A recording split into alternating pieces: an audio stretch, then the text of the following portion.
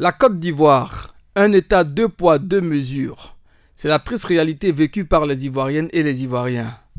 Après le faux suspense entretenu sur sa volonté de se présenter pour un troisième mandat, le président Alassane Dramane Ouattara a enfin annoncé le 6 août 2020, lors du traditionnel discours à la nation, sa candidature pour les élections présidentielles du 31 octobre 2020. Afin de mobiliser les militants du RHDP autour de ce troisième mandat, des mouvements ont été suscités, lesquels mouvements ont bénéficié du soutien bienveillant de nos forces de défense et de sécurité.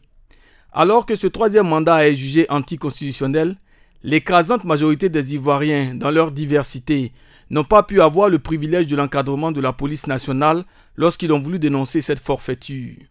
Quelle injustice!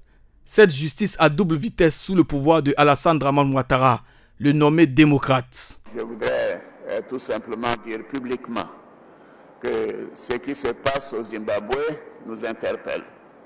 Nous, qui nous considérons comme des démocrates, nous sommes contre les coups de force. Quel triste tableau que de voir des militants RHDP jubiler et défiler dans les rues, à Yamoussoukro, à Bouaké, à Bobo, etc., sous le regard complice de nos forces de l'ordre, tandis que cette même police brimait, étouffait, sinon empêchait la majorité sociologique des Ivoiriens de crier haut et fort ce coup d'État constitutionnel perpétré par le président sortant lui-même. C'est le lieu de rappeler à nos forces de défense et de sécurité leur rôle régalien, qui est de protéger tous les Ivoiriens sans exclusive et garantir à tous le même droit qu'est de manifester, droit qui plus est inscrit dans notre loi fondamentale. Le passé récent de notre pays commande à nos forces de défense et de sécurité de faire moins de zèle dans l'exercice de leurs fonctions, car l'histoire retiendra tout manquement de leur part.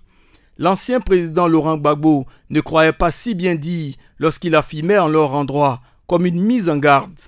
Quand on t'envoie, il faut savoir t'envoyer. Alors, en bon entendeur, salut.